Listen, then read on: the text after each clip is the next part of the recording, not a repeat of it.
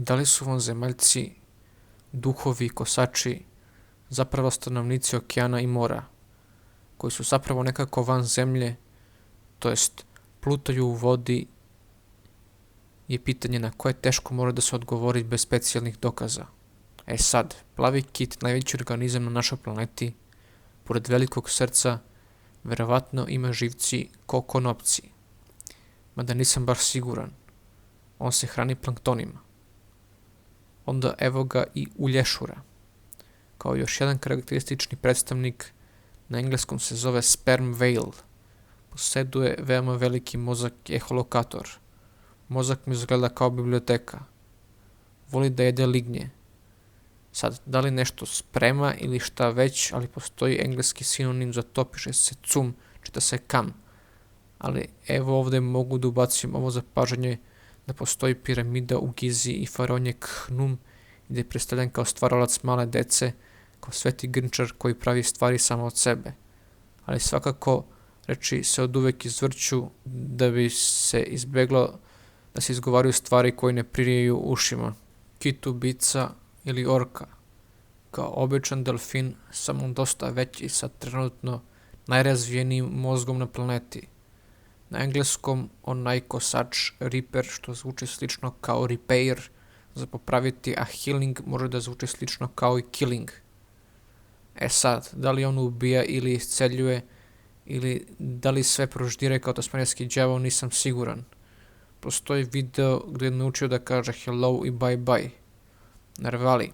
To su oni što dolaze sa čačkalicom, poznati kao jednorozi mora. Sad sam se malo igrao rečima, ovdje je rastavio nar i val.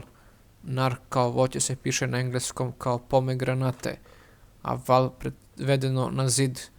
Sad kakav se zid tu granatira, to jest rusi ili ruši, nisam siguran, mada može svašta da se smisli tu. Često pomešani sa orkama, pilote, sad, da li su Kiki Lesandrić i piloti zapravo ti piloti koji kažu svet je lep kada sanjamo, hajde zajedno da sanjamo, nisam baš siguran, mada se priča uklapa. A svet i nije nešto baš lep kada se sanja, a nema hrane, a postoje visokofrekventni radari koji stvaraju buku. Tako da je grupa kitova pilota australijskog regiona formila srce i možda krenula da izvrši samoubistvo, nasukavši se na obalu. Uglavnom, najverovatnije polovina je preživjela. I ovi pomalo smešni risodelfini, beluge i tako dalje, što se tiče nabrajanja. Sad, zašto se na engleskom kaže za nekog ko posjeduje puno kriptovaluta da je whale, to jest prevedeno kao kit, vjerojatno zbog uzrečice da je velika riba u tome. Evo neke slike iz igrice Svet farmera, kam izgleda kao kit ulješura i orka, kao posmatraju Svet farmera.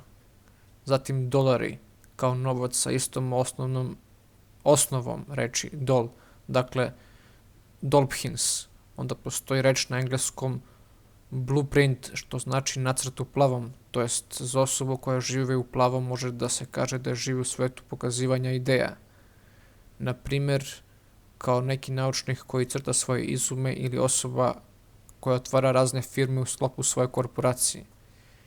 I da li je to namjerno napravljeno ili slučajno ostaće misterija.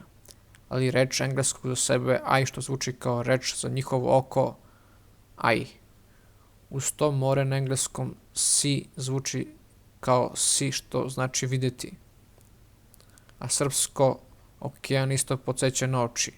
Hrvati za delfine kažu dupini, a ovdje kod nas je preuzeto englesko direktno. Postoji i šip za ovcu i brod i tako dalje. Ali ako ovako nastavim, to mu dođe kao neka sfera bespotrebne umetnosti.